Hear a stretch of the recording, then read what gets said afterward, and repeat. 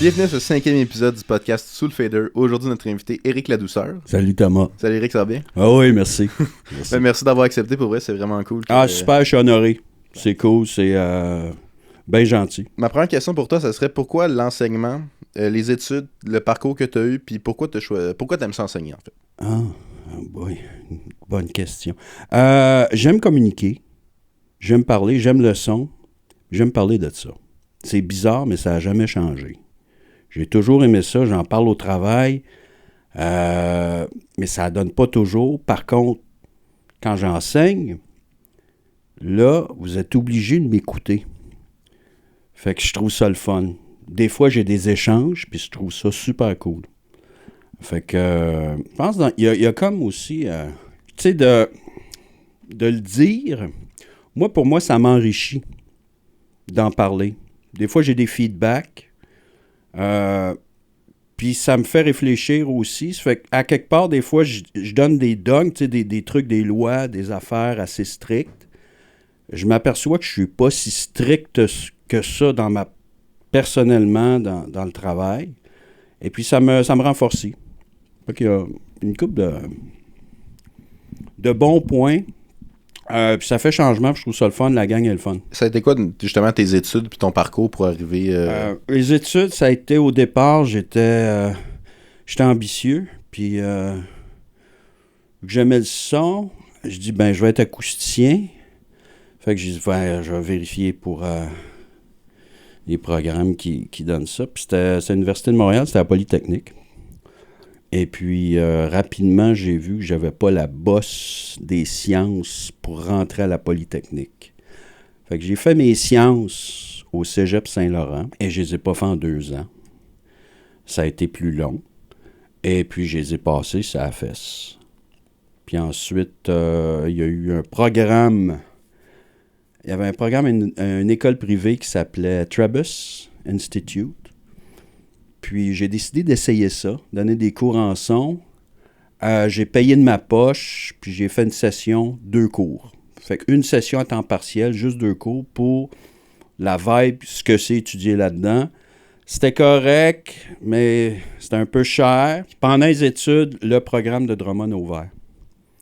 D'un cours, quand on prenait un break, il y avait break cigarette, break café. D'autres étudiants de Trebus ont parlé que Drummondville, le cégep, offrait ça. Fait que tout de suite, j'ai appelé, j'ai eu un rendez-vous. Cool. D'où t'es venue la passion pour le cinéma? Parce que, pour ceux qui le savent pas, t'es surtout mixeur pour des films, séries télé, tout ça. Oui. Tu sais, dans les cours, tu nous parlais que t'écoutais beaucoup de films quand t'étais jeune. Est-ce que la passion pour le cinéma t'es venue de là, pour le son? Non, le son, c'est la musique. Ok, ça vient de la musique? Ah oui, carrément. Carrément. J'ai passé des heures avec des écouteurs à écouter le même album à tous les jours. Puis ce que j'aimais, c'est l'image. Peut-être ça a rapport avec le cinéma, mais dans mes oreilles, l'image que la musique proposait, j'avais toutes sortes d'images. J'avais des images techniques, j'ai des images... Parce qu'à l'époque, c'était dur de voir des bands. C'était weird, c'était dur. Puis ça m'intriguait comment il arrivait une ambiance comme ça dans les tunes. Puis je sais que ça a rapport avec la composition, la musique même, la musicalité de l'affaire. Mais le fait, des fois, qu'il y avait plus de reverb, des fois que le drum était comme ça par rapport à telle band, l'autre drum était comme ça. C'est quoi ça? Puis je trouvais ça génial. Le cinéma, j'ai toujours aimé, mais j'étais pas jeune, j'étais pas intrigué par le son au cinéma. Mis à part l'extrait de James Bond que je vous ai mis, où tu entends juste un whistle pour une cascade d'auto. Ça m'avait surpris. Mais il n'y a pas eu de suite à ça, dans ma tête. Il n'y a pas eu de suite. Un moment donné, j'ai demandé comment ça se fait que James Bond parle en français. Puis, puis ça a comme pas... Non, c'est arrivé quand j'ai eu ma première job. Je suis comme tombé dedans, puis j'ai aimé ça. Vu que j'aimais le cinéma, ça a été facile d'apprécier le gear pour le son au cinéma. J'ai pas eu comme un down, genre moi je veux faire de la musique, là. J'ai comme juste apprécié, j'ai trouvé ça vraiment impressionnant. Justement, c'était quoi tes premiers jobs dans le domaine du son? Doberman. C'est un studio de post-prod qui faisait beaucoup d'animations et beaucoup de films indépendants qui étaient équipés. À l'époque, c'était des rubans. Fait qu'on avait 24 pistes, quart de pouce, et 16 mm, 35 mm. Ça, c'est une piste par machine. Fait que quand tu as 8 pistes à faire jouer, tu as 8 machines à loader, plus un projecteur. Fait que j'étais souvent dans la salle des machines, puis je m'occupais des tracks. C'est de la gestion de... Ouais, c'est comme un assistant, c'est très physique. Puis ensuite, ben, le rapport entre le film et le 24 pistes, j'avais à transférer du film sur du 24. Fait que je jouais beaucoup avec l'analogue, les rubans puis tout. Éventuellement, je gérais tout ça tout seul. Je préparais ça pour le mixeur au complet. Puis, fait que j'ai été assistant au mix. Et à un moment donné, je connaissais bien le gear. Fait qu'on m'a mis preneur de son pour les voix. Simple. Une voix, deux voix, des narrations, mais synchro. Fait que fallait que j'utilise tout le parc d'équipement au niveau d'opération. Fait que c'était quand même... Tu sais, j'avais de l'image, un 24 pistes, un quart de pouce à gérer, tout ça synchro. Et puis, tranquillement, j'ai fait plus de prises de son. Un moment donné, après une couple d'années, on fait, si tu penses de mixer. Puis j'ai dit, non, j'aime ça, la prise de son. Je dis, moi, mais là, c'est parce que, t'es sûr, là? Ben non, pas sûr. Puis, ils m'ont, tu vas mixer un peu. OK. Fait que c'est là que j'ai mixé des trucs de la Défense nationale, puis couple de films indépendants, puis tout ça. Mais justement, je me suis toujours demandé, tu parlais justement de synchroniser des appareils, un quart de pouce, puis des films. Comment ça se fait pour se synchroniser dans ce temps-là? Parce que, tu sais, on sait que c'était pas numérique avec un work clock puis tout ça. Ça se synchronisait comment, ça? Chaque appareil avait une piste timecode. Il y avait une piste cachée. Ben, pour le 24 pistes, elle n'était pas cachée, c'était la 24e. Les autres machines, il y avait un... les autres machines. Le quart de pouce avait une piste au centre. On ne pouvait pas l'écouter, mais c'était central, c'était super mince. Il y avait du timecode, c'était vraiment imprimé. C'est du signal audio qui contient les adresses. Fait que tu programmes l'heure, tu mets du timecode sur ton ruban pendant qu'il est vierge. Après, ton timecode, ton ruban est rendu timecodé, il est adressé. Tu as une grosse machine qui lit le timecode des différentes machines qui rentrent dedans. Ça fait que le timecoder du quart de pouce allait dans cette machine-là, du 24 pistes allait là. Puis cette machine-là est branchée sur un contrôleur central. Puis toi, sur le contrôleur central, tu dis, je voudrais que les 3 machines roulent au même timecode. Et je voudrais enregistrer sur la machine numéro 3, qui serait le 24 pistes. La machine numéro 1 va être le master. Donc, tout le monde va suivre la machine numéro 1. En général, le master était l'image, le vidéo. Et puis, tout le monde suivait. Fait que quand tu reculais, toutes les machines reculaient. Il checkait le timecode du master. Là, la grosse machine centrale disait « Oh, celle-là ne recule pas assez vite. Elle s'en vient. Oh, elle est stationnée. » Puis c'était comme ça. Pour ce qui est du film, étant donné que le film, c'est des trous, des sprockets, en tout cas, c'est des... Il n'y a pas de timecode sur le film. Ce qu'on avait, c'est qu'on avait un projecteur qui, lui, on avait enregistré du timecode sur un ruban 35. Puis lui, c'était le timecode. Ouais, c'était un peu bizarre. On gaspillait un dubber pour mettre du timecode là-dessus. Un dubber étant une machine film, là. Et puis, on le branchait. Puis l'ordinateur central s'occupait de dire « Oh, cette machine-là va... » Parce que ça allait pas vite, c'est 6 fois à vitesse, les dubbers. S'occupait d'enligner... Ouais, de le ramener, de l'envoyer à la même place. C'est de la gestion comparée aujourd'hui. Ouais. Non, c'était cool. C'était cool. C'était de la gestion. C'était limité en piste. Ça a toujours été limité. Et puis, fait qu'il fallait gérer. Ça prenait des bons sons. Prenait des bonnes sources. On n'avait pas un lot de pistes illimité comme on a aujourd'hui ou presque. Là. Donc, pour arriver plus récemment, comment Pro Tools et les dents en général, d'abord pour toi, ont changé, affecté ta façon de travailler? Justement, depuis que c'est plus des pistes, à quel point ça a fait changer ta façon de travailler? Ben, c'est plus... ça l'a élargi, le champ de travail. Maintenant, avec Pro Tools, on fait tout un peu de montage. On n'est pas monteur, mais on a cet outil-là, en tout cas, cette façon de manipuler le son, on peut le déplacer comme on veut. On peut le copier. Ça, c'était impensable, ça, dans le temps. Pas impensable, mais c'était weird. Moi, Pro Tool est arrivé... Pro Tool était là quand j'ai commencé. Ça s'appelait pas Pro Tool, ça s'appelait Sound Designer. C'est ça? Ouais. Puis c'était 2 pistes. Fait qu'on l'avait toujours en background quand on avait des petites passes à faire, comme fallait copier un son, fallait dupliquer une ambiance. On l'avait, ça marchait avec le timecode aussi. Mais ça a beaucoup changé. C'est plus simple aujourd'hui. C'est beaucoup plus simple. Le même travail, ou à peu près, est plus simple. Les attentes sont plus hautes. Parce que c'est plus simple, on peut faire plus de choses, donc ça va être meilleur. Donc on ne peut pas s'accoter sur des standards, pas s'accoter, mais se comparer sur des standards qui dataient. Ouais, mais là, tu sais, ce film-là ou ces affaires-là. Non, le son est meilleur. On peut faire une meilleure job dans le même temps, même plus vite. J'imagine que tu ne reviendrais pas en arrière à vous. Non, pas du tout. Non. Je pense pas que personne en revient. Je pense que personne ne s'ennuie non plus du son analogue en post-production. Là, ça sonnait bien. C'était correct. Mais c'était limité. L'affaire, quand Pro Tool n'est pas arrivé avec des gros sabots, c'est arrivé quand même tranquillement parce que la fiabilité n'était pas là au début. Les Mac étaient moins puissants. Et puis, les gros studios avaient quand même pas mal de machines, avaient quand même beaucoup de pistes. Fait que pour équivaloir au studio avec bien des pistes analogiques, en Pro Tools, c'était encore un peu sketchy. Comme les computers n'étaient pas si... t'achetais des châssis d'expansion qui géraient ton CPU, qui t'aidaient, qui te donnaient plus de CPU. On appelait ça des cartes Pro Tools. Là. Comme là, on a des cartes HDX aujourd'hui.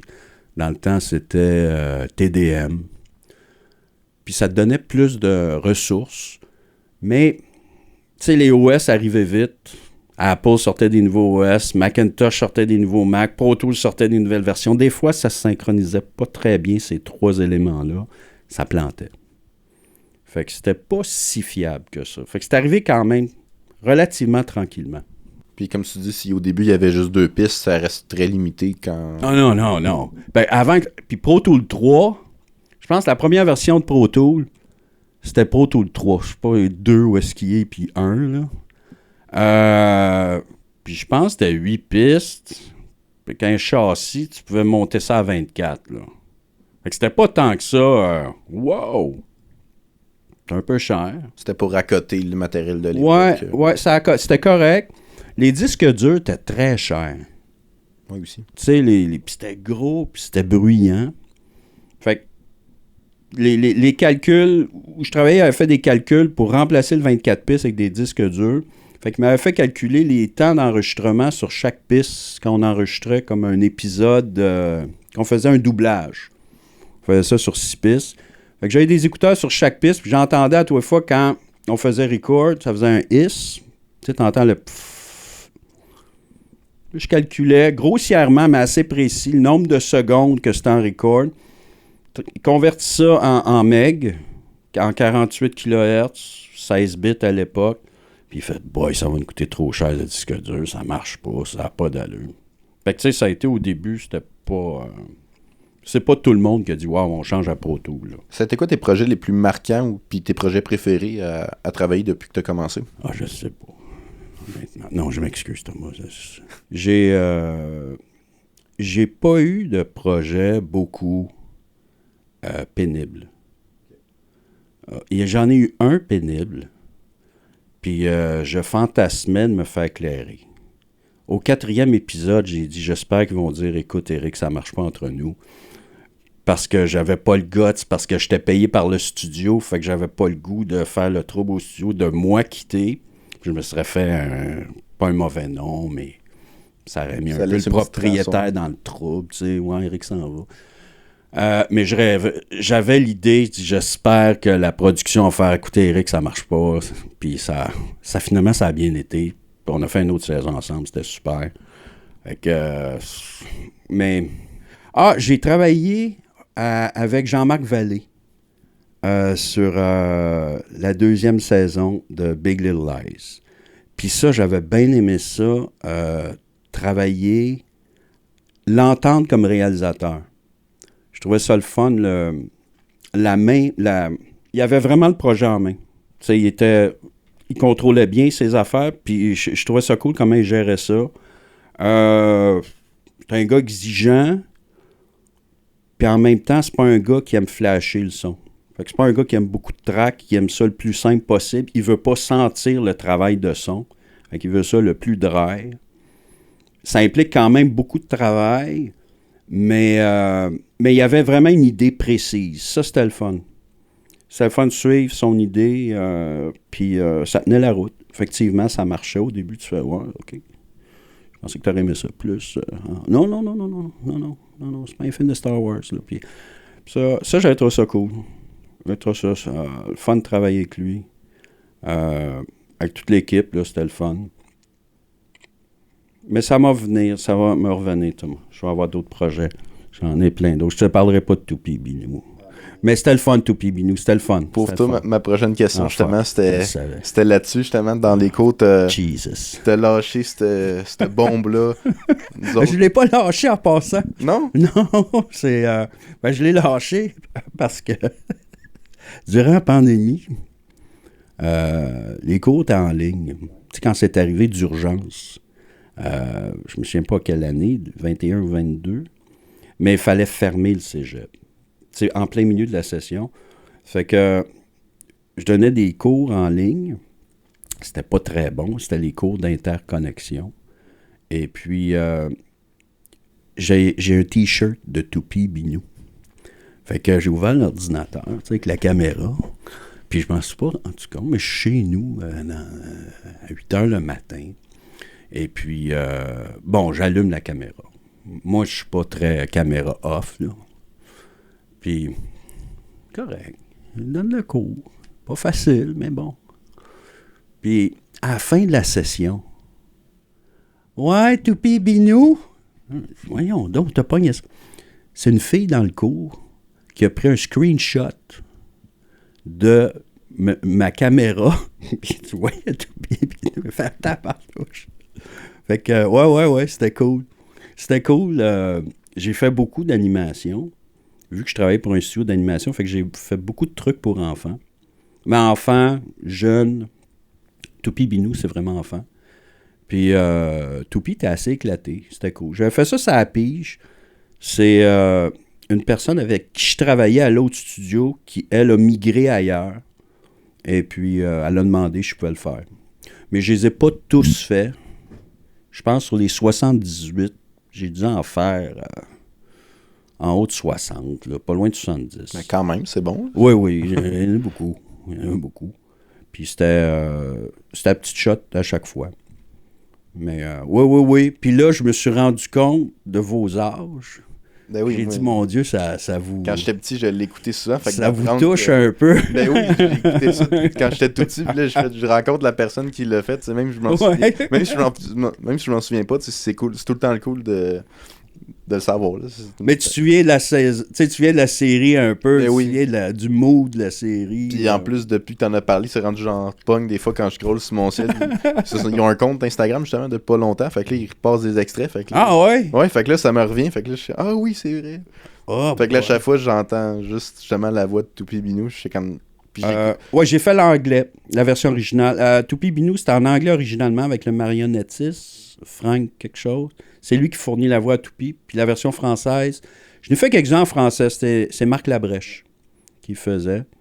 Et puis... Non, je replace ça, puis ça a été long avant que je vois des gens qui l'écoutent. Je trouve ça drôle. Le temps passe vite, là. C'est comme... Ouais, puis là, avec notre regard plus technique depuis comme tu dis, en le réécoutant, je suis OK, il y a quand même de la job, ça doit être un show pour enfants, il y a quand même je le réécoutais, puis je me disais, je pensais pas qu'il y en avait autant quand même. C'était éclaté, Toupie Binou. C'était super weird. Les environnements, les scénarios, les boulettes de viande, il se fait attaquer par des boulettes de viande, il se déguise, le rouge à lèvres, les affaires, les fleurs. Ça, c'était cool. Ouais, je m'en souviens. Moi non plus, j'ai pas de souvenir précis d'histoire, là. Mais non, c'était cool. C'était cool. Ça a été assez... c'était à petite dose, mais sur plusieurs mois. Je faisais ça pas à temps partiel, oui. Mais quand j'avais du temps, puis on fait libérer, puis il y avait comme 2-3 épisodes de prep, là, j'en faisais une couple. C'est quoi les différences dans un... on rebondit un petit peu, on continue dans la lignée de Toupie Binou, justement. Quand tu mixes un show dans ce style-là, puis un show que tu nous as fait comme travail, mixer la musique, une affaire criminelle. Ouais. C'est quoi la... il y a beaucoup de différences quand tu le mixes, mais c'est le mindset que tu as quand tu pars. Tu te fies-tu juste à la vision du réalisateur ou qu'est-ce qui... Y a-tu un cheminement qui fait... Ça vient tout seul. Ça vient tout seul, ok. Ça vient tout seul. J'ai pas... Ouais, tu sais, l'empreinte d'une émission, ta voix rapidement. En tout cas, tu te fais une idée rapidement. Est-ce que tu te fais la bonne idée? Peut-être qu'il y a des petites subtilités, pas peut-être, il y a des petites subtilités que le réalisateur ou la réalisatrice ou l'écrivain va dire « Hey, ça, c'est important. » Que moi, j'avais pas vu ça de même ou je l'avais pas vu. Ça, c'est le fun. C'est essentiel de se faire pointer des trucs par quelqu'un de l'extérieur. Mais Toupie, Binou, ça va de soi. C'est complètement éclaté. Une affaire criminelle, il y a quelque chose d'un peu weird, mais ça reste sombre. Ouais, ça reste mystérieux. Ça peut pas être aussi vivant. Puis non. Fait que la musique est composée pour ça. Ambiance et compagnie aussi. Ça fait qu'il n'y a rien de trop flamboyant. Mais il faut garder une certaine lourdeur pour une affaire criminelle. Par contre, Toupie Binou, c'est le contraire. Mais le montage est fait, le sound design au début, les décisions qui ont été prises, beaucoup au niveau de la musique. La musique était très vivante dans Toupie Binou, parce que je me souviens que le petit, c'est Binou, le chum à Toupie. Toupie, il parle. Là, tu as Binou, mais Binou ne parlait pas. Et lui était sonorisé par le musicien. OK. Fait que le musicien avait un mandat très précis là-dessus. Donc, tout ça va de soi, là. Fait que s'il y avait des fois des effets sonores qui entravaient un peu le travail du musicien, parce qu'il allait jouer des fois bien subtilement sur l'émotion de Binou, là, il fallait jauger ça. Il y avait un gauge à faire là-dessus. On peut en rajouter les deux ou peut-être enlever un peu d'effets ou certaines pistes d'effets. Des fois, il y avait quelque chose, beaucoup de layers, comme on dit.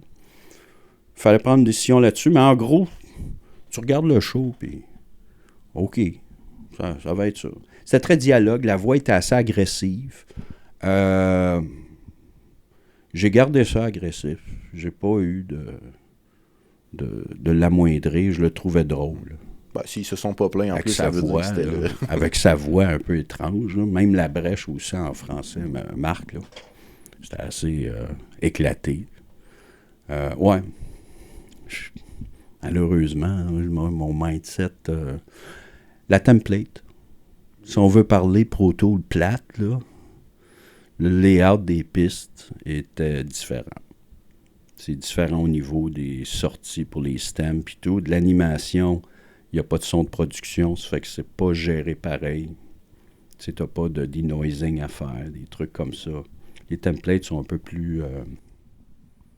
pas plus propres, mais un peu moins de plugins en animation. Pas beaucoup moins, mais un peu moins. J'imagine que tu peux aussi plus t'amuser avec des... comme tu dis, sound design, il n'est pas obligé d'être hyper réaliste non plus. Tu peux y aller non, il faut pas qu'il soit réaliste. Tu peux y aller dans toutes les directions. Alors, Toupie, pour que ça soit weird. Mais ça venait... les éléments, les pistes étaient déjà... il y avait des fois des choix à faire. Je prenais le choix weird, là. Les quelques fois qu'il y avait un choix. Plus tôt, tu nous disais que la passion pour le son t'est venue de la musique. Ouais. Pourquoi est-ce que tu as choisi d'abord de te spécialiser dans du mixage cinéma, télé, plutôt que du mixage musical, mettons? Pas de job. OK. Aussi simple que ça. Pas de job. Reste chez vous. Non, c'est... job de merde, il n'y a rien à faire. Non, c'est... Non, c'est rapide, là. Quand je suis sorti du cégep, j'ai travaillé... Vu ici, c'est pas que je me suis endetté, mais il fallait que je reste ici, fait que j'avais pas de cash. Fait que je suis allé travailler une shop de tapis. Je trouvais ça bien cool, c'était correct. qui fabriquait du tapis, tout ça. Là, mois passe, tout ça. J'aime l'outillage. Je saute du coq à l'âne pour les jobs, mais j'ai du fun. À un moment donné, je commence à avoir moins de fun. Mais vraiment moins. Je dis, hey, je ferai pas ça toute ma vie. C'est correct. Puis on parle d'à peu près 9 mois. Fait que je lâche le job de tapis. Puis je dis, bon, j'ai étudié en son. Je vais procéder. Alors, il y avait à l'époque, ça existe encore, il y avait un magazine qui listait toutes les compagnies à Montréal qui travaillaient en communication. Les boîtes techniques, là, que ce soit un studio de musique ou studio de télé. Je les ai tous appelés. Puis je dis, je vais travailler gratuitement. Stage, je vous amène le café. Moi, j'ai étudié 1 an à Drummond, je connais des affaires, tout ça. J'ai pris le programme, c'était 1 an à l'époque, j'ai pris le programme d'1 an d'études, puis c'est pas mal un copy-paste que j'ai mis sur mon CV. J'avais tout fait ça. J'ai dit que c'était dans le cadre de Drummond, mais quand même, j'étais comme assez fier. J'étais assez fier de mon coup. Et puis, les studios de musique disaient, écoute, ouais, ça me fait plaisir de t'accueillir, mais pas de job. On n'a pas de clients. As-tu des clients, toi? Peux-tu nous amener des clients? Tu sais, on t'est rendu là un petit peu.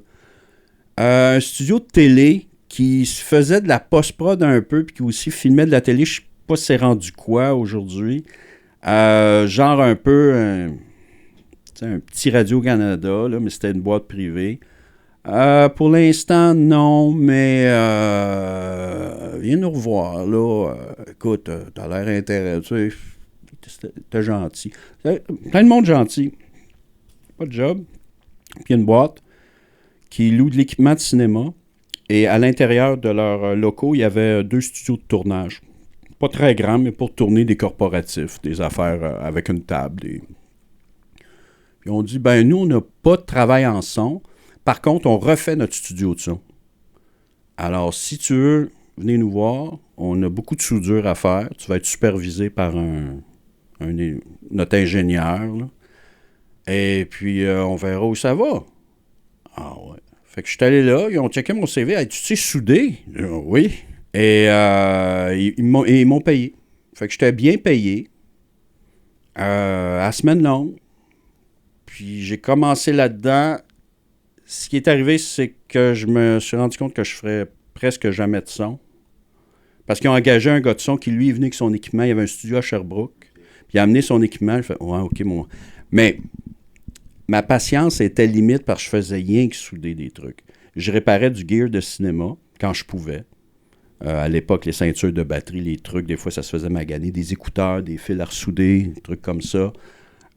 Puis le studio, il fallait déplacer. Fait que j'avais le patch B à souder, les patchs qui sont là, tu sais, les quarts de pouce, passer les fils, tout ça. Les racks à effet. Le gars avait son gear, fait qu'il y avait des nouveaux trucs à filer. Et puis je m'entendais pas super bien avec le propriétaire. Il était intense un peu des fois. Et puis pendant ce temps-là, j'ai eu une offre d'emploi pour la boîte d'animation qui s'appelait Cinégroupe. Puis c'était pour décoder des voix. Je savais pas c'était quoi. Décoder des voix, c'est le processus, c'est le premier processus dans faire de l'animation. On commence avec la voix. OK. Fait que les shows d'animation, n'importe lequel, on enregistre les voix. Avec ça, ils ont les timings des interactions entre les personnes. La plupart des timings. Pour ce qui est quand il n'y a pas d'animation, ils font une approximation, puis ils font aller les bouches. Fait que les bouches ont certaines formes. Tout dépendant du budget d'animation, tu as 5, 7, 12, 15 shapes de bouche.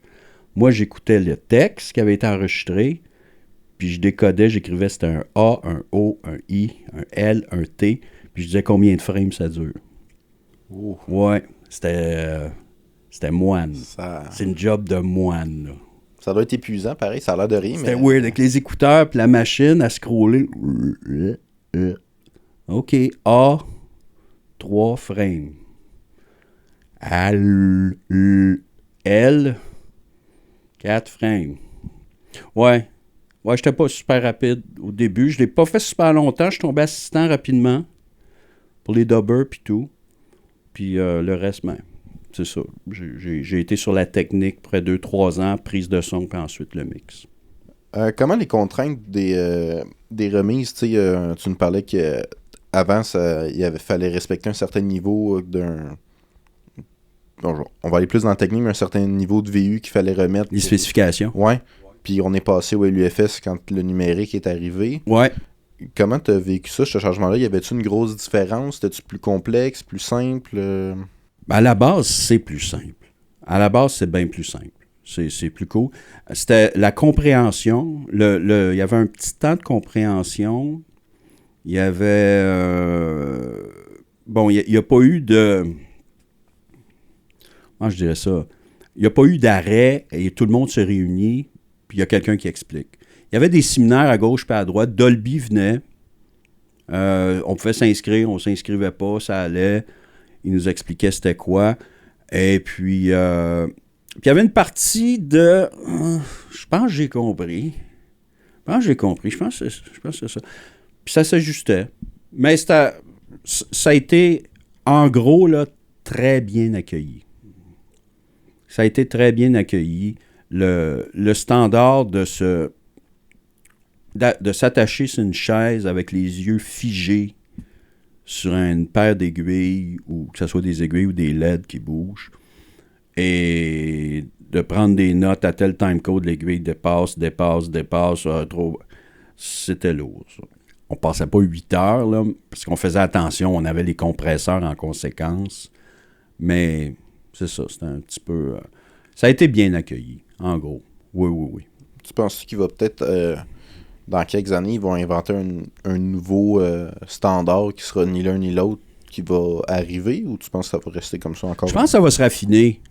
Ça va se raffiner parce que je pense que l'algorithme, pour reconnaître la voix, reconnaître les éléments qui dérangent, qui sont dérangeants pour les oreilles, qui doivent être gérés particuliers, je pense qu'ils vont se raffiner un petit peu.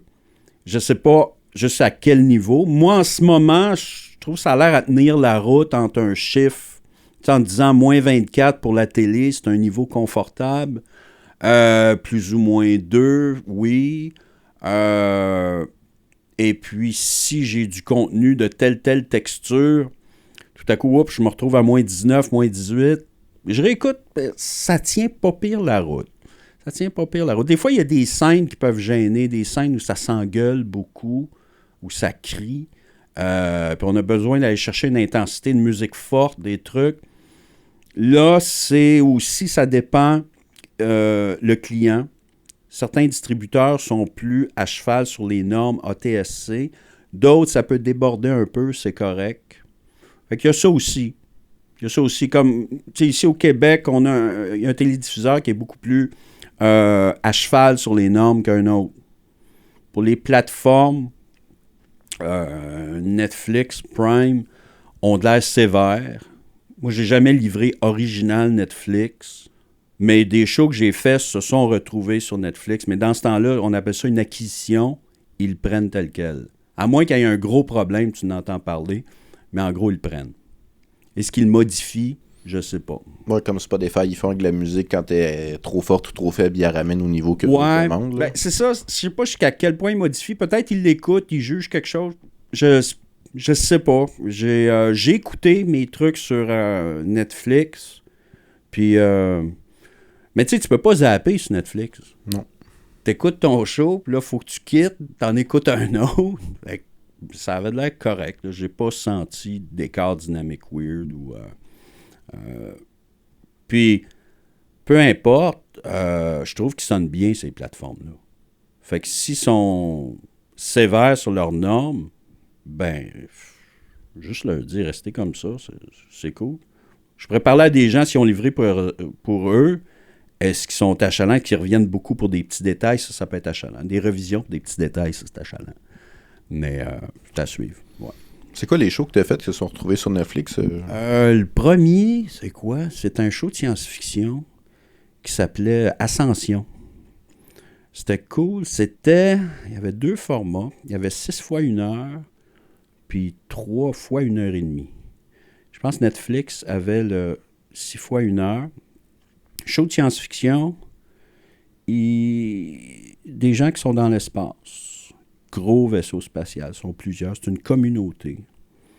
Et puis, plus le show avance, plus tu t'aperçois que c'est un scam.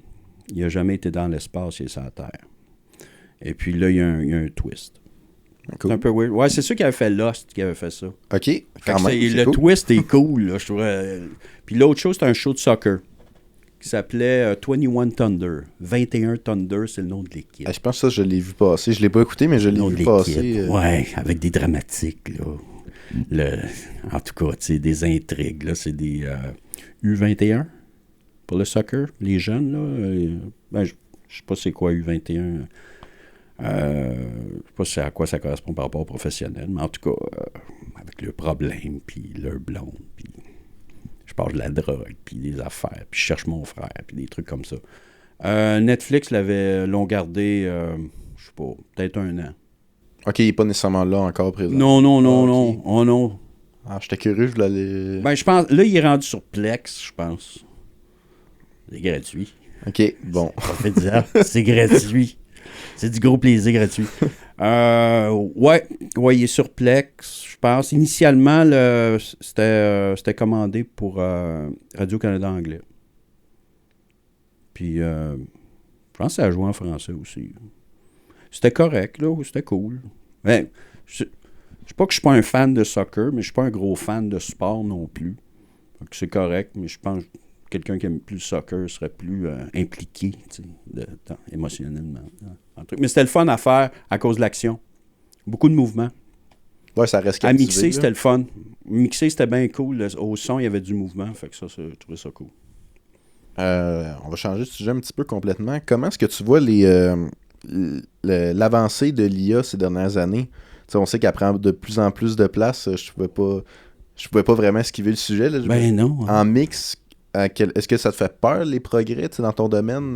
De voir les... Ouais. Mais je pense... je pense l'IA...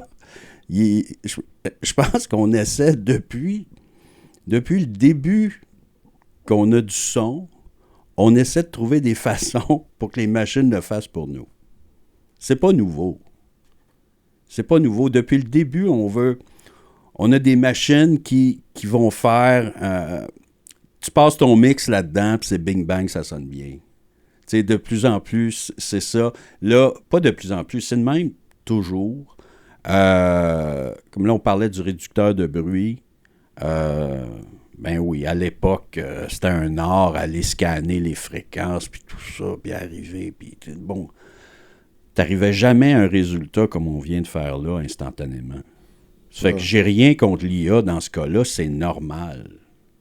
T'sais, c'est normal qu'il y ait un certain pourcentage d'IA qui est en train de nous accompagner dans notre travail. Ouais, pour de l'aide, des choses qu'on peut pas faire. Oui, c'est le même depuis le début. Puis il y a, en post-prod, il y a beaucoup de niveaux de travail. Il y a certains jobs qui demandent plus créatifs, qui nous demandent de prendre des décisions, des choix. Puis des fois, nos décisions peuvent être positives pour le show. Puis c'est très personnel à nous, fait que c'est avantageux. Mais d'autres shows sont plus in your face. Tu sais, dans le cas de certains shows TV-réalité, comme les rénovations là, de Pierre et Chantal, mettons, où là, on veut entendre les intervenants, une musique, un peu de B-roll avec des marteaux, des drills, un peu de musique, intervenants. Là, c'est limite de dire, OK, si l'IA participe plus à ça, c'est plate parce que ça enlève des jobs, je suis d'accord, mais on peut pas enlever ça. On peut pas s'enlever ça des gens. Là, c'est pas... Je suis pas contre l'IA, c'est nous autres. C'est les humains qui le font, c'est correct. Et puis, mais comme tel, si l'IA va assez loin de dire, ben moi, je m'occupe d'un mix au complet, je suis curieux. Je suis bien curieux. Je sais qu'en ce moment, il s'occupe de recréer des acteurs Tu sais, il y a des scènes qui sont totalement fake. Tu sais, il y en a une avec C'était dans le nouveau film avec le nouveau Brad ça fait Pitt. Non, c'était Tom Hanks il y a déjà, je pense, 2 ans, le film Here, ici, qui s'appelle en français. Ouais. Dans le fond, c'est un long plan séquence, mais c'est Tom Hanks qui joue comme plusieurs personnes à différentes époques dans la même maison. Ah ouais. Fait que pour la rajeunir dans différentes époques. Pas le choix. Mais c'est impressionnant, pareil. Oui, il n'y a pas le choix, c'est cool. Benjamin Button. De? Tu sais, Benjamin Button. Tu sais que Brad Pitt. Si je l'ai pas vu, ça. Oui, il devient vieux quand il naît. OK. Il naît à 80 ans. Puis plus... plus le temps passe, il devient jeune. Ouais, c'est weird. C'est spécial, ouais. Ouais, mais c'est toujours Brad Pitt qui le fait. Mais je sais pas jusqu'à quel point l'ordinateur a aidé pour. Mais je pense que oui. Ben, probablement que oui. C'est sûr qu'il y a un petit peu de maquillage. Il me semble que c'est pas si vieux que ça comme film, en tout cas. Il y en a une couple. Mais il y a une séquence que j'ai vue sur Internet entre Tom Cruise puis Brad Pitt. Ça roule, là. Puis ils se battent, puis ils ont des commentaires sur Israël ou des affaires comme... En tout cas, tu sais, ça rentre au poste. Puis c'est totalement fake. C'est pas juste assisté. Ils ont recréé ça de toutes pièces. Puis c'est une bataille. Ça roule, là. Tu sais, les coups de poing, puis tout. Puis c'est drôle, là. Mais je ne sais pas si ça nous intéresse. Je sais pas. Moi, j'aime connaître les idées des autres. C'est ça qui m'intéresse. Ce qui m'intéresse, c'est quand un humain fait quelque chose. Fait que j'ai pas vraiment de commande j'ai pas de précommande quand je veux voir un film. Moi, je veux voir ça. Non, je veux voir quelque chose. Je veux qu'on me propose quelque chose, mais j'ai pas dans l'idée. Ça fait que je suis pas super sensible à l'idée que peut-être je devrais être inquiet, mais qu'un ordinateur prenne toutes les décisions qu'on prend en mix, je trouve ça spécial. Même si c'est des décisions simples, mais il y en a quand même plusieurs. Puis là, de dire, ben, mets ça dans la machine AI, là, puis reviens dans 1 heure. Le AI va tout faire ça, tu l'écoutes. Puis là, c'est quoi? Tu l'écoutes, puis tu dis, ouais, c'est bon. Par contre, ça, j'aimerais mieux ça j'aimerais ça différent, ça, j'aimerais... Là, qu'est-ce que tu fais? Tu l'écris sur l'ordinateur, tu écris des timecodes, tu écris comment tu files ça. Là, l'ordinateur va comprendre, tu fais Enter, tu reviens dans un autre demi-heure. Ça... Je sais pas si c'est un principe que tout le monde veut vivre, là, tant que ça. Est-ce qu'on va investir pour que ça se fasse? Ben, c'est ça, m'a dit. Surtout, ce qui est épeurant, c'est qu'il y a beaucoup plus d'investissements qui sont mis là-dedans.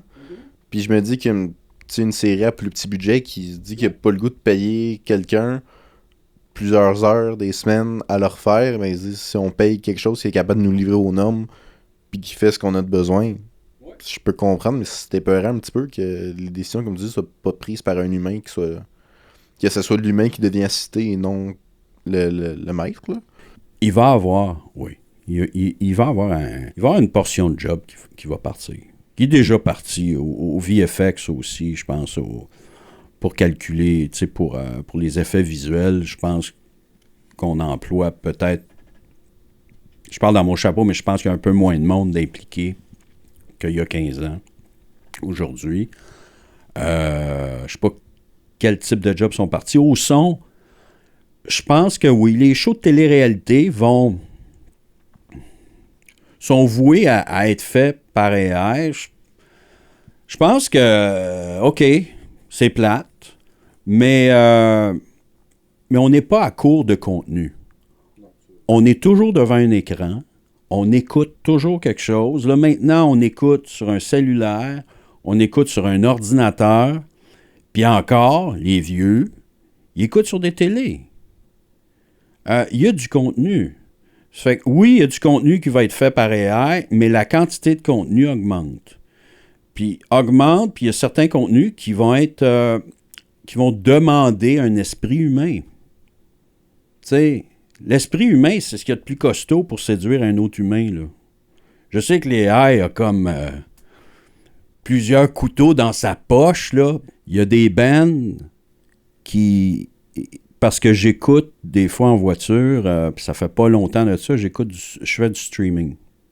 Au lieu d'écouter j'aime la radio, mais des fois, je me tanne un peu, puis je suis un gros fan de Chaume, puis Chaume me rejoint moins que me rejoignait il y a 30 ans. Et puis, j'ai entendu dire qu'il y a beaucoup de musique AI. Sur les plateformes, c'est atroce depuis les derniers mois. Là. Ouais, puis ça, je suis surpris. Je pensais qu'il y en avait un sur 1 million. Non, c'est récemment que j'ai vu que Spotify avait retiré, c'était-tu 700 millions de pistes? 700 millions de chansons générées par IA. Puis c'est même pas la totalité en plus, là. C'est ça qui est... J'ai lu ça, puis j'en revenais pas qu'il y en avait autant. Je pensais pas qu'il y en avait autant, moi non plus, là. C'est particulier, ça. Fait que là je deviens bien critique quand j'écoute de la musique. Puis ça m'intrigue. Fait que je suis encore un gros auditeur, mais je dois avoir des preuves quelque part. Je veux sentir l'humain à quelque part. Fait que je m'oriente toujours vers ça. Je veux sentir que ça soit quelqu'un qui le fasse. Puis c'est pas nécessaire d'entendre des cordes, d'entendre des brasses. Oui, j'aime ça. Ça peut être de l'électronique, mais je veux que l'idée vienne de quelqu'un là-dessus. Puis j'ai été surpris par AI. Un moment donné sur, je sais pas si c'est YouTube ou Instagram, je pogne Back in Black des AC/DC en version soul funk. C'était écœurant. J'ai fait « wow ». Il avait catché le groove de la toune Back in Black. Parce que c'est une toune assez groovy. Elle groove bien. Puis ils l'ont déconstruit, ils l'ont reconstruit en funk. Puis là, je me suis informé. C'est qui cette band-là? C'était AI. J'ai fait, wow. Mais ça, je suis content. Je suis comme, tabarnouche. Je ferais pas l'hypocrite. Ils ont fait une belle job, c'est bon. Est-ce que j'écouterais carrément tous les vieux bands des années 70 en funk? Non, j'ai trouvé ça drôle comme exercice. Comme je trouve drôle voir un clip une fois par semaine de voir Trump qui fait du skateboard, là, ou quelque chose. Ah oui, c'est drôle, c'est du AI. Mais, sérieusement, de ma poche, combien je vais payer pour les AI? Pas sûr. Pas beaucoup. Fait que j'écoute des bands, mais des fois, je trouve ça bon. Je prends des notes, je check, puis je m'informe, puis le band était bon. Puis si je me fais prendre par AI, ben, tant mieux. Mais je fais pas semblant de rien aimer tant que je sais pas c'est quoi. Je reste ouvert, mais à date, en tout cas, je suis plus ou moins inquiet. Pas tant que ça. Puis c'est ça, les outils... Isotope avait sorti il y a une couple d'années Final Mix, qui était supposé être un plugin que tu mets, je sais pas si tu mets sur tes masters ou tout, puis il rééquilibre. Tu sais, imagine, funky, ben ils l'ont plus, là. Non, c'est parti. Mais tu sais, ça peut peut-être fonctionner pour des choses super simples. Ça va, c'est correct. Mais tu disais, si tu te fais prendre, ça te dérange pas, mais ce qui est dommage un peu, c'est que sur les plateformes, puis il y a des lois qui essayent d'être passées pour ça présentement, c'est qu'il n'y a pas de... Il y a rien qui l'écrit. Tu sais, on a l'inscription quand, mettons, la chanson est explicite, mais il n'y a rien qui dit... Il n'y a pas une cote qui dit que ça, c'est de l'IA. Tu sais, juste au moins pour nous informer. C'est encore pire, il y a un nom de band. Il y a un faux nom de band, j'imagine. Oui, mais ça tant qu'à moi, c'est pas ça le pire. C'est de mettre une mention qui dit que c'est pas vrai. Juste pour qu'on en soit conscient. Fait ils font tout pour que ça soit vrai. Oui. Sur la plateforme, c'est la toune, l'artiste ou le band, explicite ou non explicite. Ça sonne bien? Ben, c'est relativement bien fait, oui, c'est ça l'affaire. Moi c'était moyen. Moi, je trouvais que le groove était bon, mais si je veux rentrer en détail un peu dans la texture des instruments, oui, je trouvais ça un peu sèche. Ben, c'est qu'on a l'oreille pour le dire. Ouais, c'est ça. Mais quelqu'un qui l'écoute, qui se met une playlist en aléatoire puis que ça tombe, jamais tu l'entends. Non, c'est sûr que ça endommage beaucoup l'industrie. Justement, c'était fait pour... Spotify avait fait ça justement pour moins payer les artistes en plus. Fait que, vu qu'ils savaient que la plupart des auditeurs, c'était des playlists aléatoires de personnes qui réécoutaient pas, leurs playlists faites par eux sont maintenant quasiment remplies d'artistes qui ont créé d'eux-mêmes. Fait que l'argent leur revient à chaque fois. Tu sais, c'est vraiment... C'est en famille, là. Oui, c'est... On reste en famille. On reste en famille. Allez-vous-en. On est autosuffisant. Si. Excusez, je voulais pas sacrer, c'est ton podcast. Ben non, il n'y a pas de problème. Ah, je peux? All right. Sur un sujet un sujet plus léger, c'est quoi ta routine de préparation avant de mixer? C'est quoi ta petite routine, ton petit rituel avant de commencer à mixer un épisode, un film? Oh, ouais. Je prends un café, une cigarette, un petit peu, j'arrive plus tôt. J'écoute ensuite le guide. En écoutant ce qui a été fait en montage vidéo, avec le son qui a été mis, le son temporaire, tu sais, qu'ils mettent durant quand ils font leur montage. Un petit guide track, là? Ouais, c'est un guide track, mais des fois, il y a des intentions. Puis elles sont bonnes. En tout cas, ils nous aident, ils nous enlignent bien. Puis je trouve ça cool parce que je l'écoute avec le guide track. Puis j'écoute l'histoire. Fait que, OK, je vais savoir ce qui se passe, tu sais. Puis il y a des trucs, je trouve, oh boy, ça sonne pas bien, ça. Puis c'est normal, ça sonne pas bien parce qu'ils n'ont pas accès aux pistes ISO pour les micros multipistes, des trucs comme ça, ou la musique, où il n'y a pas de musique, où il n'y a pas d'effet là. Fait que quand je commence à mixer avec les éléments de montage qui ont été faits par l'équipe de son, là, j'ai comme un wow effect tout de suite. Fait que j'embarque encore plus dans l'histoire. C'est parce que là, je viens de voir l'histoire, ça va, c'est cool. Mais là, j'ai ça avec des éléments tout propres, bien polis. Les idées sont plus... Fait que c'est ça que je fais. Fait que ça prend à peu près... Oui, café, cigarette, là, excuse. C'est pas bon promotionner ça. Ouais, à peu près 1 heure. En général, si c'est un projet long, comme 1h30, un film, j'aime ça l'avoir avant. Fait que je l'écoute la veille chez nous. OK. Avec mon laptop. Ça me donne une idée. Puis en même temps, j'écoute pour rentrer dedans, puis j'écoute le son, les propositions au son qui sont là. Des fois, elles sont modestes. Ça va, mais... Ben, c'est juste une petite idée qui te l'a... Ouais, je suis comme prêt. J'ai comme déjà un jugement un peu au son. C'est pas comme un jugement, bon, pas bon. C'est juste que, OK, ils veulent aller vers là. Oui, OK. Ben, j'ai hâte de voir ce qu'on a comme élément à cet endroit-là. Tu sais, j'ai comme un faim. Ça me donne faim de commencer à travailler. Faim dans le sens hungry. Manger. Ouais. D'après ça, j'imagine c'est la petite poutine plate d'incorporer le template puis mettre les tracks. Ouais. Ben, c'est une petite demi-heure, là, ouais. Ouais. À peu près, là, ouais. Ben, quand le template est bon, c'est ça que je veux vous dire, là. C'est important, le template. Vous l'aimez pas, le template. Vous aimez pas ça. Mais... non, c'est qu'on n'est pas encore habitué à ça. Non, c'est que vous trouvez ça lourd, puis je fais des jokes. Je comprends très bien. Ouais. Ben, c'est ça, on n'a pas été habitué de travailler avec ça, que ça soit... Tu sais, en le chien, on ne travaillait pas avec ça. Je suis d'accord. En montage non plus. Non. Donc, on arrive avec des sessions avec des routings bizarres qui sont dans 3 places différentes. Fait que c'est... Ouais. Mais c'est quand même bien fait, là. On se retrouve... Quand on le comprend, c'est facile. Vous retrouvez, ben oui, c'est in and out, ça rentre, ça sort. C'est juste... comprendre le chemin. Puis vous avez faim aussi, vous allez vite. Vous voulez vite faire du son. Tu sais... Je vois que vous ne voulez pas vous embourber de « Ah, boy, les assignations, changer le nom des pistes, le nom des boss. » Non, je l'ai le son là, play. Ah, je vais l'assigner. C'est une petite assignation à gauche. Puis je comprends, on a hâte. C'est plus le fun de faire du son que de changer des noms de tracks, là, ou de boss. Mettre ses petites couleurs. Les couleurs, c'est bon. Ben là, j'ai intégré couleurs, c'est cool, hein? Oui, c'est petites couleurs, ouais. C'est boss, là. Ça fait plus vivant. Ouais, un petit jardin un peu, des lilas. Plus tôt, tu nous disais que tu n'avais jamais vraiment eu à travailler sur un projet qui te plaisait pas.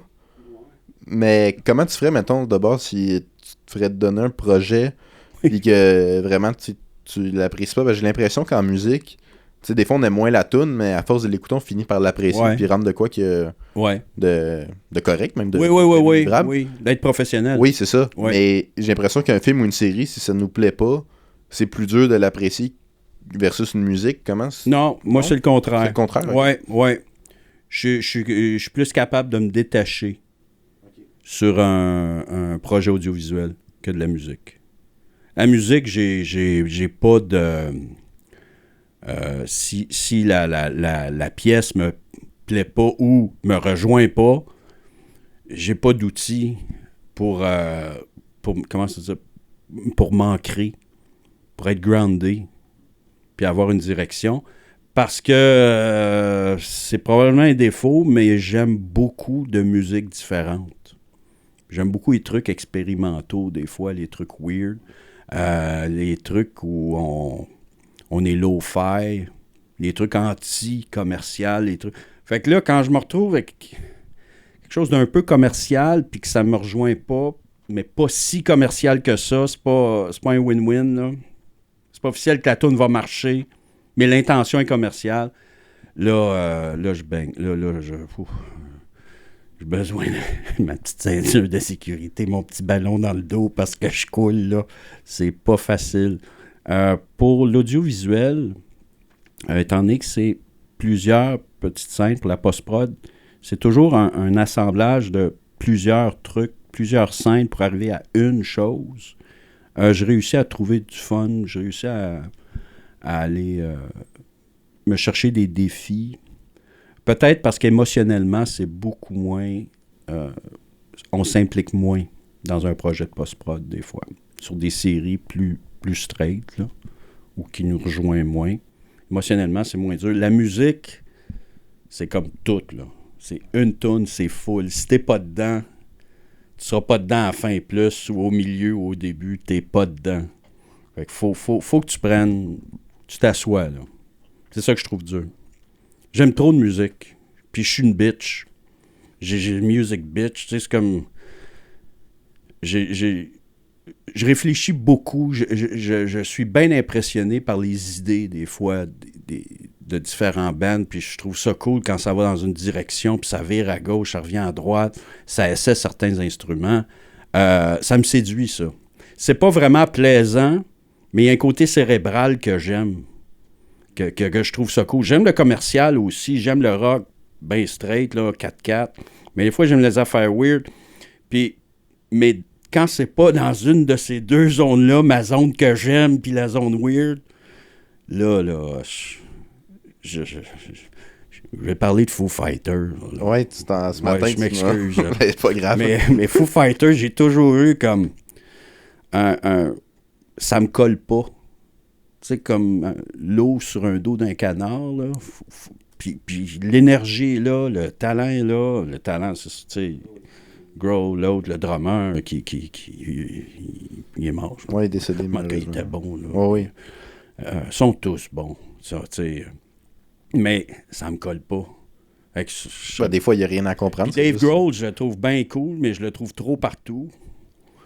Puis...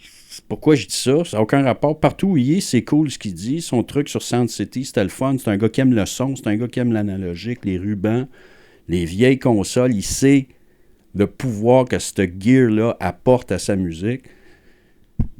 Puis regarde, je bitch. Je sais pas pourquoi. Fait en musique, je pense que je suis mieux comme m'asseoir et écouter. Fait que tu faisais... Seul. Tu disais que justement, tu aimais plus tout ce qui était expérimental. Fait que est-ce que tu faisais partie de ceux qui connaissaient Angine de poitrine avant non, avant je sais pas quand. L'explosion? Ça fait pas 6 ans, je les connais, là. Ça fait pas un petit bout, mais il y a 1 an, à peu près. Ouais, en tout cas, ça fait plus que 2 mois, 3 mois.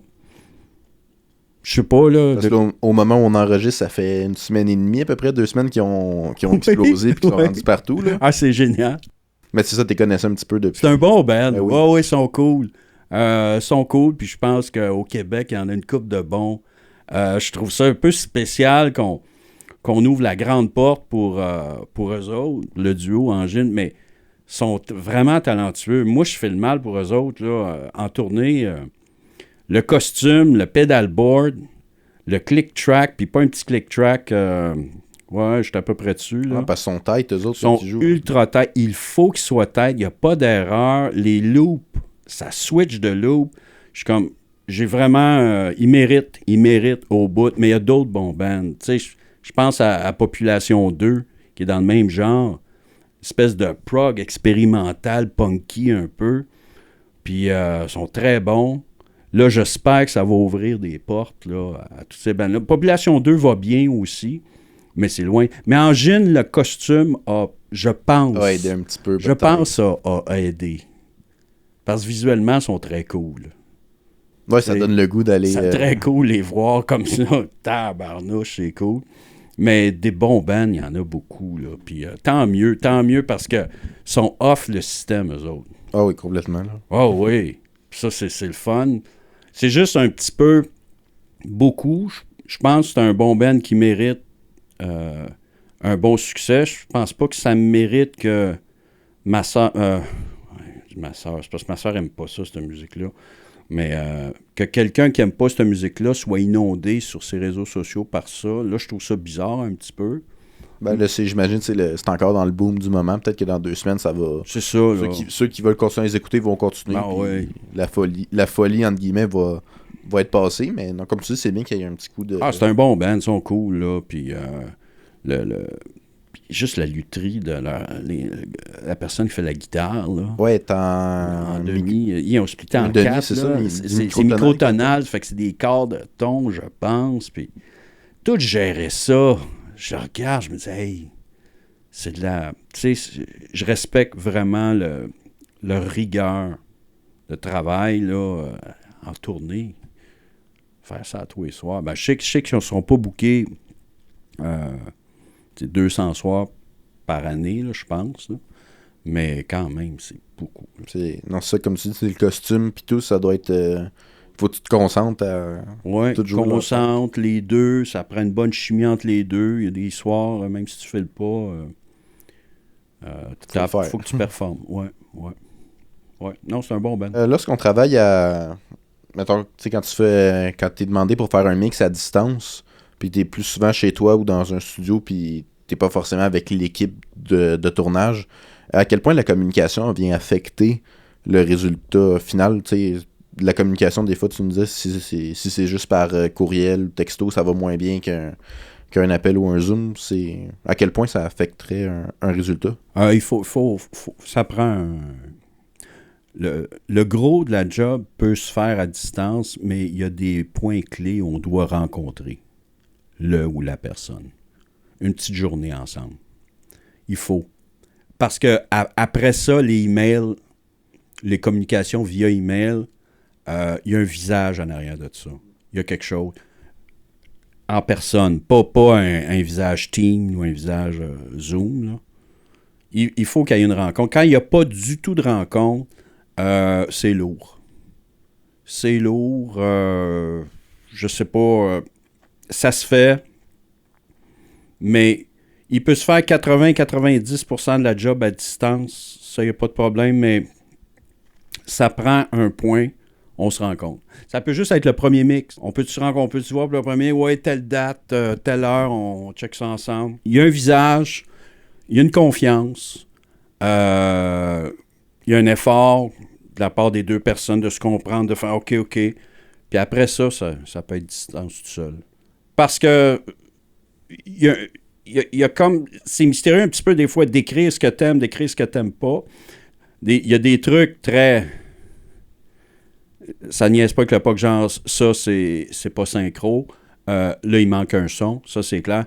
Mais d'autres fois, j'aimerais ça plus comme ça. À chaque fois que je vois ces scènes-là, j'aimerais que ça soit plus ça.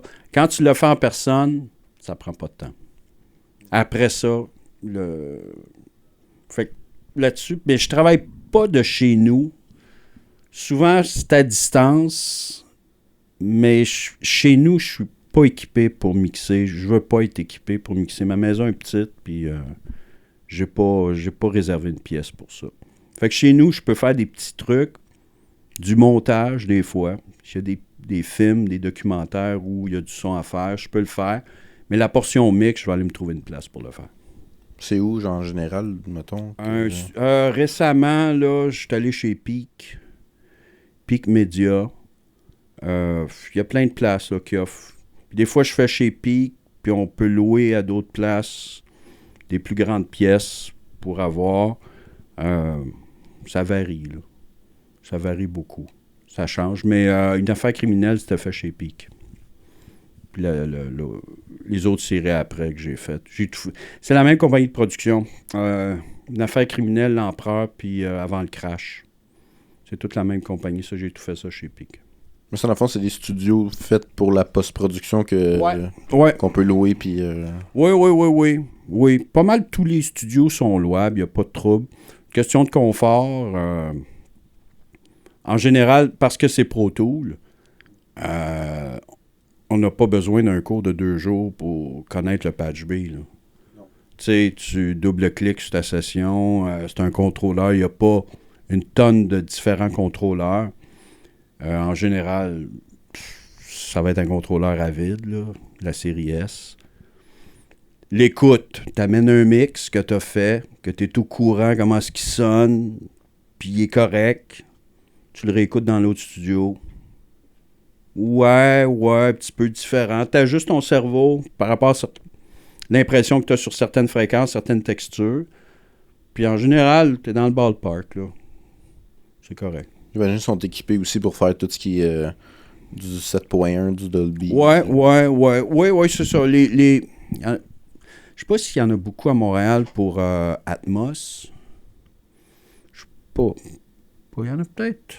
Je sais pas s'il y en a une dizaine qui ont des systèmes assez costauds, assez grands comme pièces, là. Il y en a une couple.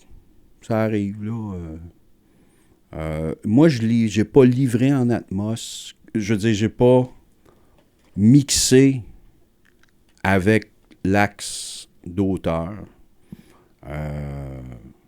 J'ai déjà passé par l'encodeur, mon encodeur Milrenderer Dolby Atmos. Donc, la mécanique Atmos, pour m'habituer un petit peu, là, je la connais un petit peu, mais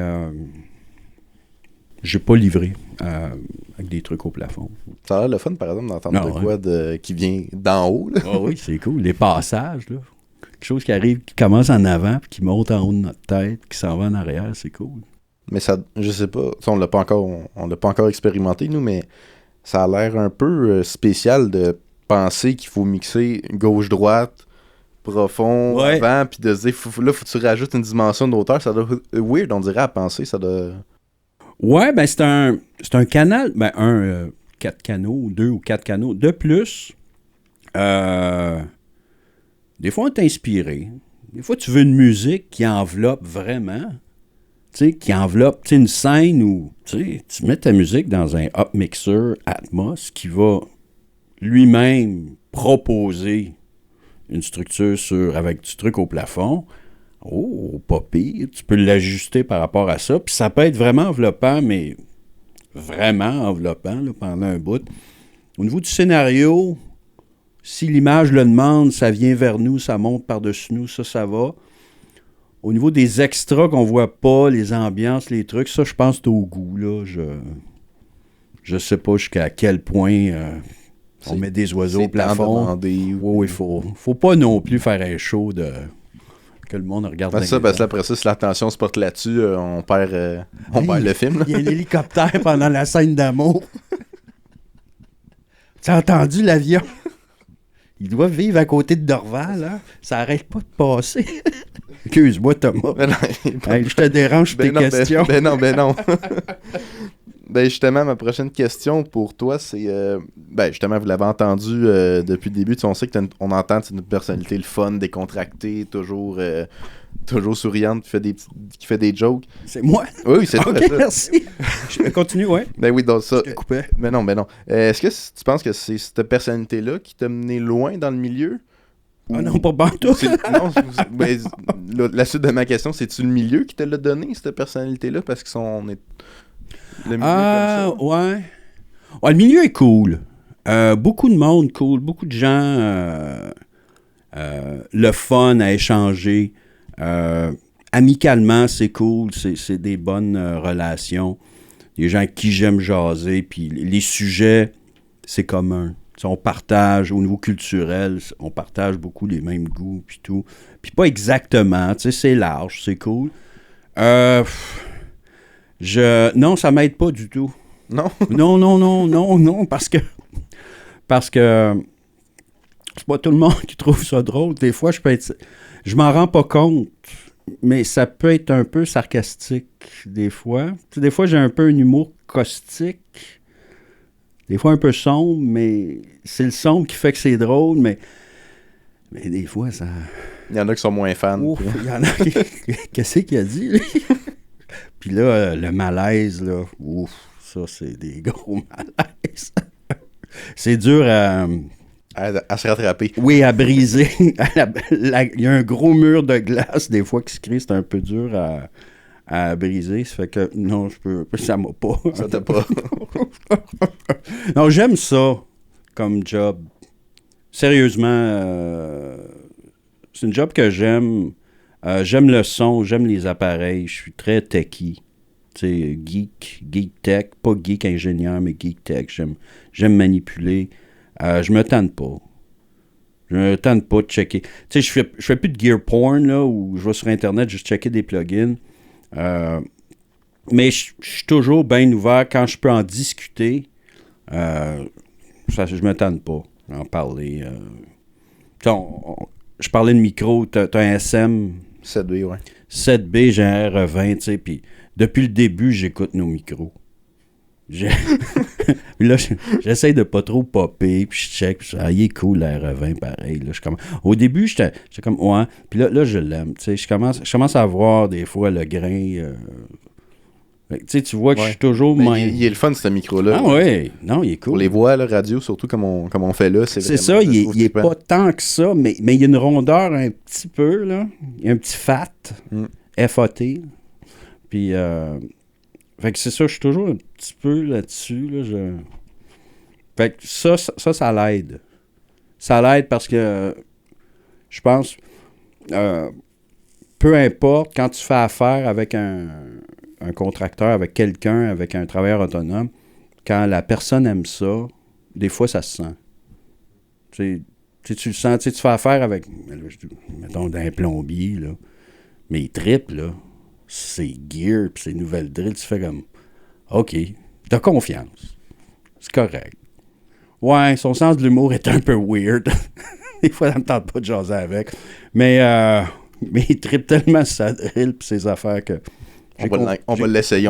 J'ai confiance. On l'essaye, là. Qu'il fasse les tuyaux là-bas, ça va être cool. C'est peut-être ça. Je pense que c'est la même chose pour tout. Là-dessus. Quand on aime ça, ça va mieux. Ça va beaucoup mieux.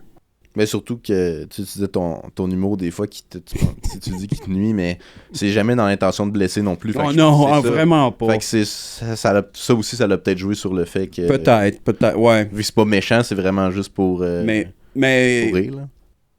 Comme la relation avec les classes, je suis toujours en avant. Quand il y a une classe, je suis là. Alors, ça a l'air de rien, mais vous me connaissez quand même pas pire.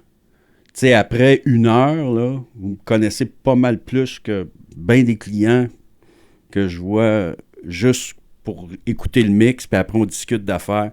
C'est vous m'écoutez parler pendant 1 heure. Fait il y a cet aspect-là aussi qui me permet de faire des jokes aussi avec vous et des fois de dépasser un peu des lignes. Mais c'est ça, parce que il y a comme... On se connaît. On se connaît un peu. Je fais attention, mais c'est pour ça là-dessus. Mais je peux... Quand je suis comme ça, mais des gens, des fois que je connais moins, faut faire attention. Puis ce job-là, c'est 70% de relations. C'est un gros miroir, ta personnalité là-dessus. Puis comment tu t'écoutes quelqu'un, que tu sois disponible, tes yeux soient disponibles, que tu écoutes, que oui, tu es disponible, tu vas, oui, tu es willing de le faire, c'est cool, tu veux. Puis tu échanges, il y a tout un ton, il y a un pacing avec le client qui doit être comme... Puis ça c'est 70% de la job. Parce que le gear, la technicalité... C'est juste nous autres que ça intéresse, dans le fond. Une coupe de boss, des affaires, puis tout. Puis, tu sais, certains trucs, c'est vraiment juste la relation client. Dans la salle de... je veux travailler avec cette personne-là. Le premier réflexe du client, ça sera pas « je veux travailler avec cette personne-là » parce que le son, il est toujours écœurant, parce qu'au niveau du sweetening de tel, il utilise tel plugin, puis comment il manipule la compression multibande, c'est écœurant. Non, c'est jamais ça. C'est « il est le fun ». Il est cool. Il est cool au bout. Elle est cool, elle est le fun. Oui, justement, on a parlé de saut en parachute. La dernière fois, c'était écœurant, tu sais, c'était le fun. Ah oui, le son est bon, oui, c'est cool. Tu sais, c'est ça qui compte beaucoup. La psychologie, la relation. Le contact humain, ouais. Ouais, le contact humain, c'est important. Ici, c'est cool, des fois, si vous pouvez... tu sais, je me dis, le fait que c'est une aile de musique, ça peut être le fun aussi. Des musiciens qui ont besoin de services d'enregistrement, tout ça, ça donne... Ben, il y a déjà beaucoup de personnes qui se connaissent dans les deux programmes. Tu sais, j'ai quelques amis déjà. C'est nice, ça. Puis, je suis pas non plus celui qui connaît le plus de monde en musique. Tu sais, j'ai des amis, justement, de mon programme qui connaissent beaucoup de monde en musique. Puis c'est le fun. C'est même, on a des projets. On a eu des projets en première année où il fallait se trouver des musiciens. Ah, OK. Ben, c'était pas obligatoire, mais ça aidait. C'était très Tu pratique. sais, analyser quelqu'un qui joue un instrument avant quand tu sais pas le jouer versus quelqu'un qui le connaît, ben c'est pratique parce que tu peux mieux l'analyser. C'est génial. Quand c'est bien joué, c'est plus facile à analyser. Fait qu'il y a une approche à faire. Oui, c'est ça. Hey, ça te dérangerait-tu? C'est-tu possible? J'aimerais t'enregistrer des trucs comme ça. Puis même, je parlais avec des troisième années qui font ils ont un cours de production musicale. Là. Fallait qu'ils enregistrent comme un full band puis le mixer. Mais t'as pas le choix d'être présenté à des musiciens puis de faire des posts. Expliquer ton projet. Ben oui. Puis, c'est le fun parce que ça va être probablement nos premiers contrats, mais qu'on sorte. Là. En tout cas, ça va être une bonne porte d'entrée, je pense. Oui. Ils sont bons, les musiciens. C'est cool. Ici, là, c'est une bonne aile. L'aile de musique de Drummond. Fait que juste avant de finir, ce serait quoi, selon toi, le film avec le meilleur mix sonore, mettons? Ah oui. Qu'il soit ancien, récent... The Godfather. Non, je sais. C'est le Godfather 2. Non, pas le 2. C'est quel, le poche? Je les ai pas vus. Non, okay. Malheureusement, je les ai pas vus. C'est sur ma liste, mais c'est long, on dirait, comme film à écouter puis de se dire... Ouais. Mais moi, j'ai eu la question ce matin, c'est bizarre. Ouais, as-tu un bon exemple d'un film que le sound design est cool ou le mix est cool? Puis, j'étais un peu gelé. Tu sais, je vais vous faire écouter, pas la semaine prochaine, l'autre, Sound of Metal, les extraits. Ça, j'ai trouvé ça écœurant au niveau du mix, au niveau du traitement. Mais ce que je veux dire, c'est que j'ai plus de commentaires sur des films que j'ai. C'est plus facile pour moi des films qui m'ont pas touché ou que j'ai remarqué que le son n'était pas adéquat pour moi. Mais en général, je trouve que le son est toujours écœurant. Sérieusement, c'est bien rare que le son va me déranger ou que j'aurais aimé. En général, je trouve que c'est approprié, c'est correct, ça marche avec le film. Je suis bon public. Tu sais, toutes les Star Wars, on parle de son, des films avec bien du son, mettons. Toutes les Star Wars, ça sonne tout, là. Tu sais, comme je disais, celui qui m'a un peu mis weird là-dessus sur mon appétit, Mission Impossible 2. Ouais, je l'ai trouvé quétaine un peu, le son. Puis j'avais des grosses attentes pour le premier Transformer. Parce que sur les forums de son, on avait discuté de ça, c'était discuté la façon qu'ils ont procédé pour vocaliser les Transformers, là, Optimus, ces trucs-là. Puis quand je l'ai écouté, j'ai pas eu... je m'imaginais à quelque chose de plus. Puis je suis sûr qu'ils ont fait une super job, mais je sais pas pour quelle raison ça m'a pas... Tu t'étais mis une attente plus haute. Je m'étais mis une attente comme étant comme une pierre, presque une pierre angulaire des fois dans la façon de traiter le son. Parce que Transformers, c'est un combiné de live action et d'animation. Les robots sont animés. Puis de la manière qu'ils ont traité les voix des robots, je trouvais ça cool. Puis moi, ayant travaillé un peu dans l'animation, donc je sais ce que c'est des voix, puis je sais ce que c'est mixer. Pour ça, il y a une réalité à aller chercher, mais il y a une fantaisie à garder. Transformer m'avait comme... j'ai hâte de voir ça, mais... en tout cas, faudrait peut-être que je le revoie, là. Malheureux. Le Blade Runner, je l'ai trouvé 2049. Je l'ai bien aimé. J'ai trouvé la musique audacieusement forte des fois. Les ambiances parfaitement appropriées. La pollution, les trucs comme ça. Le nouveau, là. Le nouveau. Ça fait déjà une couple d'années, je pense. Ouais, avec Ryan Gosling. Ryan Reynolds. C'est qui? C'est Ryan Gosling? C'est qui? Ryan Gosling, c'est un chanteur. Fait que non, c'est pas un chanteur. Ryan? Attends. Reynolds? Celui qui a joué dans Deadpool, finalement? Là? C'est lui qui dans parle. Blade Runner? Ben, je l'ai pas vu, malheureusement. En tout cas, bon, ça va. Blade Runner 2049, c'est Denis Villeneuve qui l'a fait. OK, oui.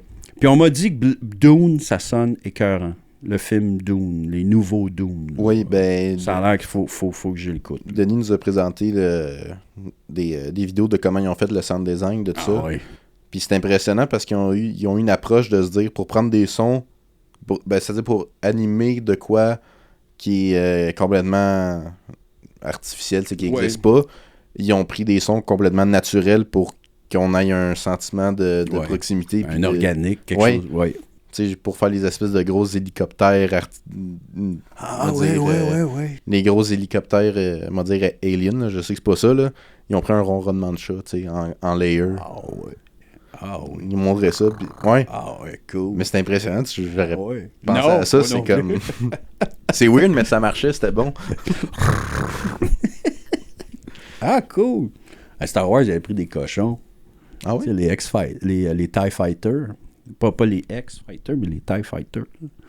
Les passages, c'était des cris de cochon. Ouais, j'essaye de le faire. C'est ça. Ben, tu sais, c'est l'époque aussi. Là. Il y avait moins de synthétiseurs. Mais c'est cool pareil. Ouais, mais ça sonne bien. C'est très organique. Ouais, ça sonne bien au bout. Moi, c'est Godzilla qui m'intrigue. Je le trouve écœurant, le cri de Godzilla. Puis je pense que c'est une porte de métal. C'est un squeak de métal. Son cri, là.